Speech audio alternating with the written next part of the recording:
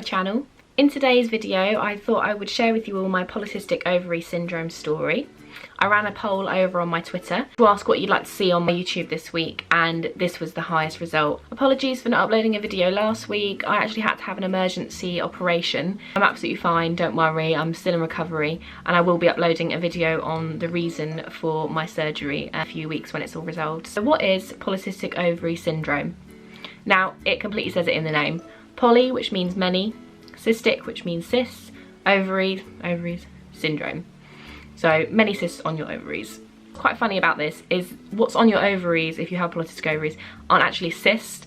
I think they're described as like a fluidy sac. And they surround your ovaries where the eggs develop. It actually means that the eggs can't be released, so they kind of just sit there. In this video, I'm going to be explaining my own experience with polycystic ovaries. I'm not going to go too much into the medical side of things. I mean, obviously it's going to come up because it needs to be spoken about, but I'm not going to go too much into other people's experiences and, you know, what symptoms you may have. I'm just going to say what I have, just because if I go into all of that, I'm going to start getting confused, and I don't want to confuse you or concern you when it's unnecessary. So if you hear about my story and it sounds like something which you maybe be able to relate to, then I would just suggest, if you are concerned, just to go to your GP and ask them to run some tests and have a look at you. But do not self-diagnose. Polycystic ovary syndrome is not something that you can treat at home. And yeah, if you have any concerns, please just go to your GP and don't sit Googling things, which is ironic because you'll be watching a video that you may have potentially Googled.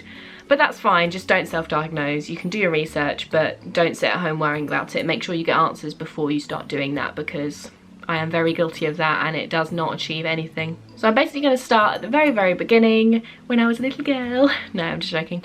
I'm going to start from when all my friends were getting their periods. Now, at about 14, 15, all of my friends, you know, we were going to sleepovers and things, and everyone, it's all anyone spoke about was periods, and they were just sort of explaining like, oh, it's so annoying, isn't it? Oh, yeah. And I was just sort of sat there like, because I hadn't started my period yet. Now, that's not completely abnormal to not have started your period by 14. Literally, as I say, all of my friends were starting theirs, and I just felt like they'd all been invited to a club and I hadn't got an invite yet. I just felt really left out. Major FOMO, basically. And I probably was the only person that I ever have known of that really just wanted a period. I just wanted to fit in, and I just wanted to feel a bit normal. But having said that, I wasn't ever worried that I hadn't received a period. I just felt left out. And the reason that I wasn't worried is because my mum, she didn't get her period until she was 17. And so I kind of just saw that as that's how it's going to be for me. It's, you know, it's obviously normal in my family to not get your period until late. I just kind of assumed that that must be why. Also, I did a lot of dance. I probably averaged at doing about 20 hours of dance a week, on top of other things I obviously did, like PE, blah, blah. I was very active at the age of 14, and so me not getting one really didn't surprise me at all, and just seemed like that was completely normal. I was very active, my mum was active, and that's just how it's going to be. Done. I'll also mention here that I have a massive, I won't say phobia, but I have a massive fear of going to the doctors. I always worry that if I just pop in for something that I'm worried about, they're going to diagnose me with something horrible. Now, this is really stupid because obviously the earlier you catch diagnosis, the more chance you have of resolving it. But still, I don't know, I just completely fear the worst whenever I feel like there's something wrong with me, so I normally just wait it out as long as possible until I actually think that there might be something wrong, and then I'll go. Now, do as I say, not as I do. Do not do that. That is a really bad way to do things. Unfortunately, it's just, even though I know it's stupid, and every time something's wrong with me I think you need to go to the doctors, I just don't book the appointment because I worry. So that's important to mention here, because I wasn't diagnosed with polycystic ovary syndrome until I was 18, and that is the reason why, because I kept ignoring symptoms which shouldn't have been ignored. So whilst all my friends were getting periods, as I say, I wasn't that worried about it. I just felt really left out. I got my first period, I don't even remember how old I was, but it was before I was 16, so between 14 and 16. I was in ballet and I was doing my stretches, you know, the ones where you have your legs wide open and you're leaning to the side. And then all of a sudden I had a really bad tummy ache, and then it felt like I'd wet myself, and I just thought, oh no, it's happened. I'm in pink tights, my legs are open, ah! So luckily the class was full of girls, so I just asked my friend to come with me to the toilet and bring some stuff, you know. If you're a girl and you're asked, do you have some stuff? we all know what that means. So she brought a sanitary towel and she sort of coached me through the door of how to put it on my pants, and that was it. So I ran home and, you know, I told my mum I started my period, everything was really exciting. I could finally be in on the joke with my friends and we could all complain about how annoying it was. But then I didn't get my period again. So I had a week's worth of period and I was really excited and it was really painful and I finally understood what everyone was saying, and I didn't get another one for months. And although obviously that's not normal, I knew I wasn't pregnant because I wasn't sexually active at the time. So I just completely ignored it. I just thought, well, you know, I've never had them before, so this is probably normal. I didn't talk about it with my friends, I didn't tell my mum, I didn't go to the doctors, and I can't tell you why. I just didn't do those things. I just assumed it was normal. But you know what assuming does? It makes an ass out of you and me. But then, you know, my period did eventually come again and everything was rosy, but not really. I was gaining weight, which, you know, is a normal part of puberty, but I gained it and I was still doing 20 hours dance a week and I was gaining a fair amount of weight. Not so much on my boobs, but just all over my body. I was getting really thick hair as well, not to the point where I felt like a gorilla, because I am naturally very fair. It was all blonde hair, but it was really thick, and so I was having to shave all of that off, which, you know, was bringing up a lot of insecurities. My skin was and is still incredibly oily, so my T-zone by the end of the day, it literally looks like a disco ball. It's disgusting. Like, my forehead is just vile. If you catch me at the end of the day dabbing myself with tissue, that is not an abnormal occurrence. So yeah, there was that. And also at the time of the month I should have been having a period, I say should have because I didn't always get one, I was in excruciating pain. But again, you are told as a girl, basically from birth, about how painful periods are. You are literally told, it's drilled into you just how painful they are. So I just chalked it up to that. I just figured that everyone around me was in the exact same amount of pain as me. Everyone was curled up in a ball, crying their eyes out every month, and that was normal. And I just didn't question that. I just figured that, you know, maybe I just got it particularly bad, but everyone's in the same boat, we're all in it together, blah blah. I just didn't really think much of it. It's continued in much of the same way between when I started my period just before I was 16 all the way up till I was 18, and I was going through stages of just going without periods for months on end, and I was in excruciating pain, and then it would just kind of come and it'd be the heaviest, most gruesome period ever, and then I'd maybe have a couple more and then I'd go without again. And I just figured, well, my periods are just irregular, like, you know, I've just got it a bit crap really for puberty. Whatever. So again, I didn't go to the doctors because I just figured that this is my body's way of hitting puberty and, you know, that must be normal. And I got to 18, and when I was 18 I hadn't had a period for 6 months. Again, I wasn't sexually active, I'd just gotten out of a relationship, but I was just in excruciating pain with no period, so I just kept taking pregnancy tests because at the age of 18, to me, not having a period means pregnant. That's just like alarm bells, and that's all I could think of. So all the time I was buying pregnancy tests and using them, it was coming back negative, and I'd just go out and buy another one, because what other reason could there be for not getting a period? It's been 6 months and I'm in excruciating pain. I then started experiencing ridiculous weight loss. I was in so much pain all of the time. My abdomen, I can't even explain the pain to you, it just felt like someone had grabbed all my organs, just squeezed them, chucked them in a blender, switched it on, shaken it about, and that was just what it constantly felt like I had a blender full of razor blades in my abdomen at all times. I didn't go to the doctors, again, because I just figured that that was normal.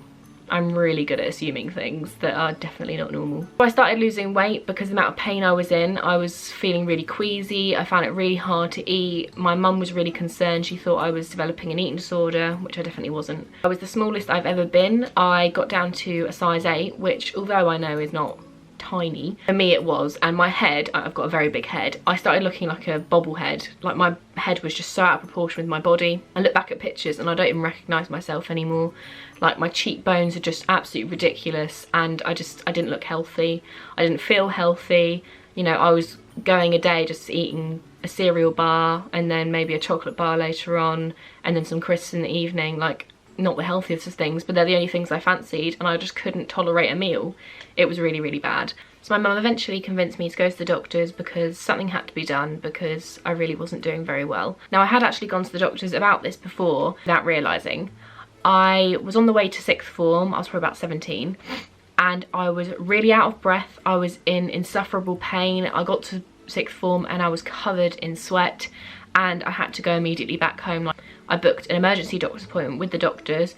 That's when you know it's serious, because I'm always reluctant to go, as I mentioned before. I got there, I saw a male doctor. He got me to lay down and he poked around on my belly. He went from the top, which was under the ribs, which was painful, and the further down he got, I actually yelped, and it was so painful. And he was really, I mean, jabbing his fingers in. I know it's their job, but it really wasn't nice, and I felt really vulnerable and really confused, and I felt like a hypochondriac as well, because I was worried that I was worrying about nothing and wasting the doctor's time.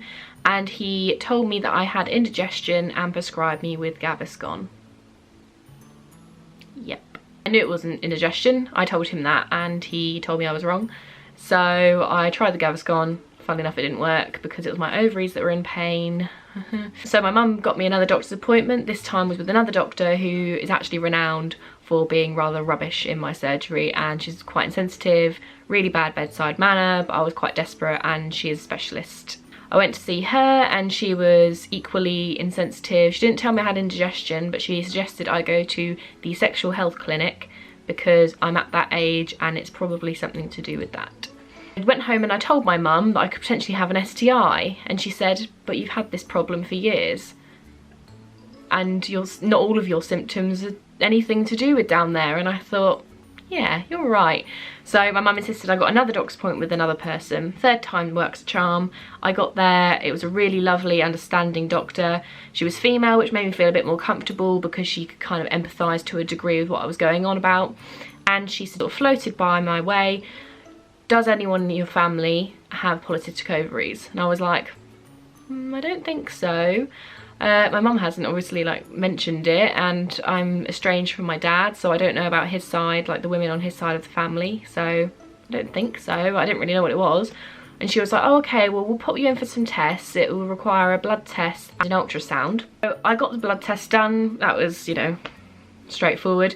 And then I went for the ultrasound. I had to drink a certain amount of water in order for them to be able to see my ovaries. I must have a ridiculously large bladder. I do hold the toilet all the time, so I probably do. Because when I got there, she couldn't see anything, and she actually had to use a probe. So what that entailed was me signing a consent form on the day, so I was still in the same room. She took out a wand. It was sort of like a scene in Harry Potter. She just sort of took it out and was like, we'll have to use the probe. And I was like, what? No? So it was probably about this big, yeah. And it went from like this big to like up wider to like that big. It was quite a scary looking tool. And at this point, as I said before, I hadn't had a period for 6 months when I saw this doctor. It was a lot of pain. So she stuck the probe in. It was extremely painful, and all of a sudden my face screwed up really tight like this, and I was like, oh! And it was really, really, really painful. And then I just felt a release, and again, like I'd wet myself. And the lady was really lovely, really understanding. She's a really nice nurse. She just sort of went, oh, I think you've come on your period. Really? Out of all the, you know, all the time in that 6 months to come on, like really? And she took the probe out and it was covered with blood, and it was really embarrassing. But luckily, as I say, the nurse was really, really kind and lovely, and she left the room whilst I cleaned myself up, and she was really understanding, and she just kind of made a light-hearted joke about it, so that was nice. So then she explained that the reason that I came on my period at that particular moment is because when she inserted the probe, she could see that I had, you know, I'm going to call it a cyst, but I know it's not, it's a sort of fluidy sac on my ovary, which was apparently the size of a golf ball. And that was what was blocking the eggs from being released and therefore stopping my period. So over the last 6 months, when I was getting really bad pain, I wasn't being able to eat, that was all caused by one humongous fluidy sac. So gross, isn't it? That was the size of a golf ball, like that big, growing on me. And all of a sudden I just thought, well, that makes complete sense. Like, if you can imagine something that large growing inside of you, of course you're going to be in incredible discomfort. Of course my period isn't going to come.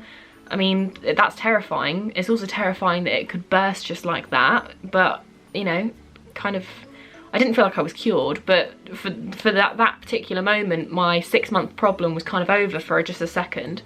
So that was kind of a relief. And although I hadn't had the test results back, so I didn't technically have the polycystic ovary diagnosis, at this point I knew that it probably was. I had to wait a few weeks. Then I took my mum with me for moral support. We went to the doctors to get my test results, and they confirmed what I already knew, which is that I had Polycystic Ovary Syndrome. And I took it really well because I'd done my research. I knew everything she was telling me I already knew, and I'd prepared myself mentally for the diagnosis.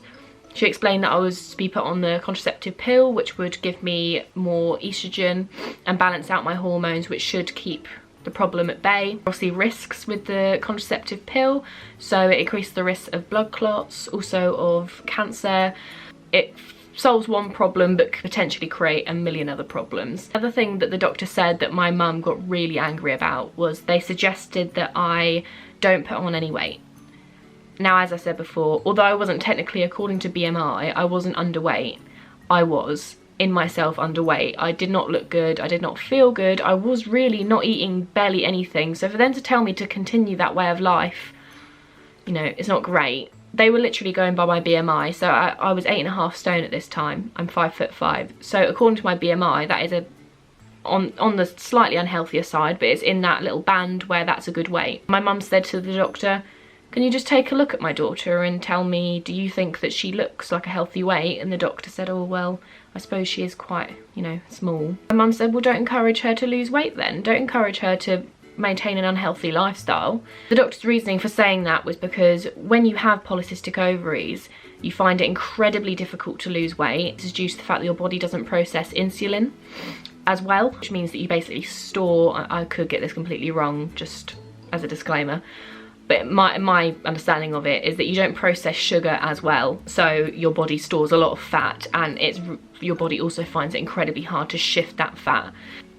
The doctor was encouraging me to maintain a lower weight also because the larger you are, or the more overweight you are, when you have polycystic ovaries, the bigger risk you have of infertility. Sort of explained that, and I just kind of went numb, because although I'd read it online, I suddenly realised that this was kind of just gonna be a massive shadow over me for the rest of my life, of sort of like, you know, if you gain this weight you could do this and blah blah blah.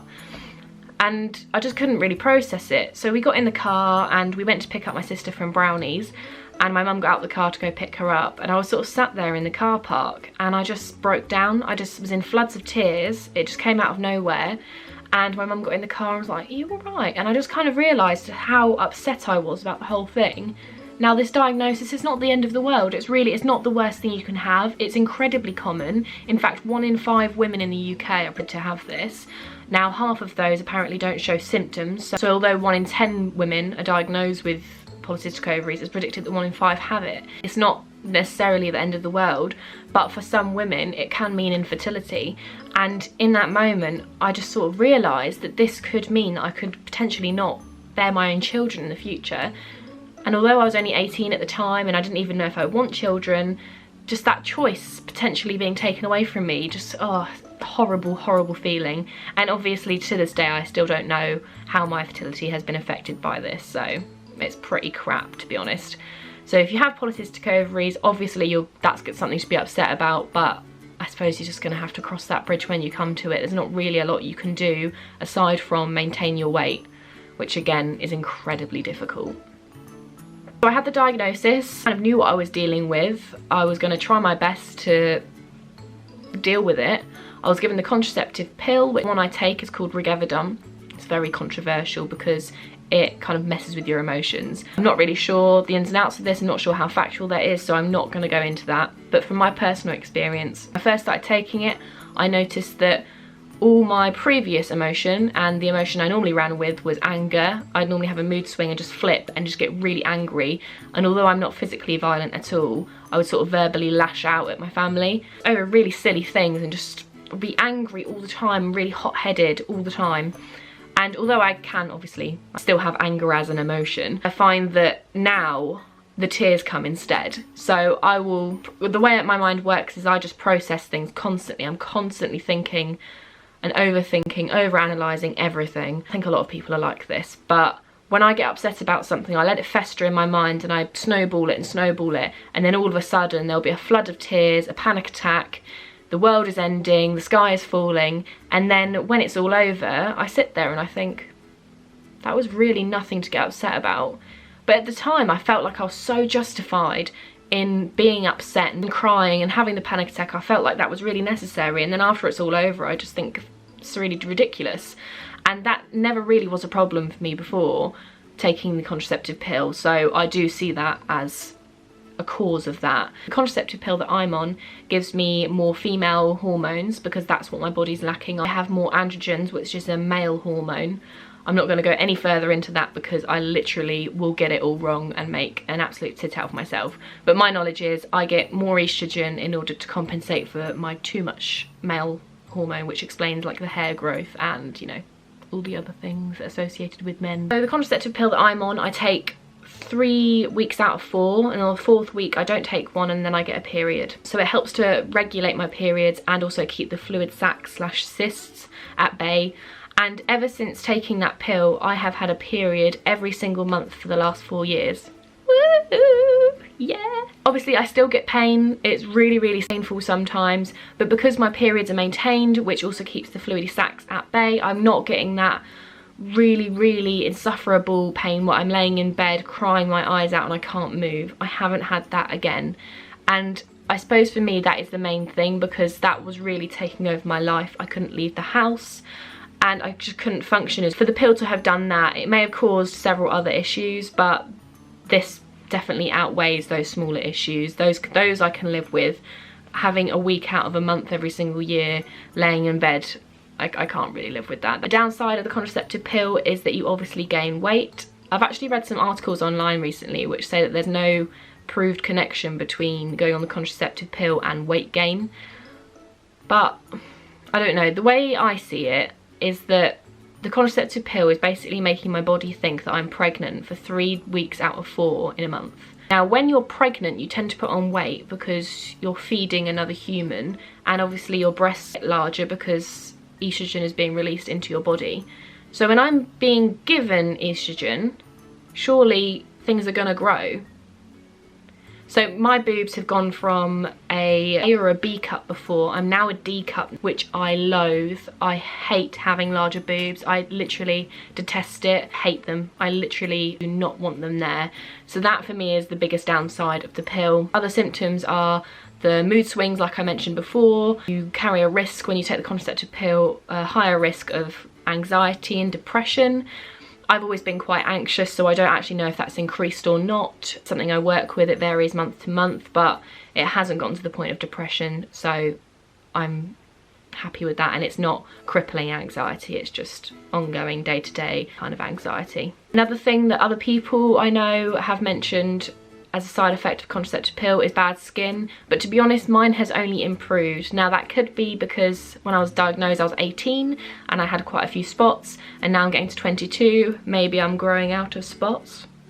No, I won't speak too soon, I'll definitely jinx that and I'll have like hives next week. But yeah, I don't know why my skin cleared up and why other people's flared up.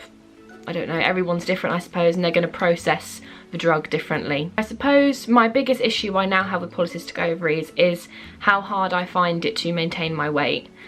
It really annoys me actually when people tell me, oh, you're so lucky to have your figure, blah blah blah.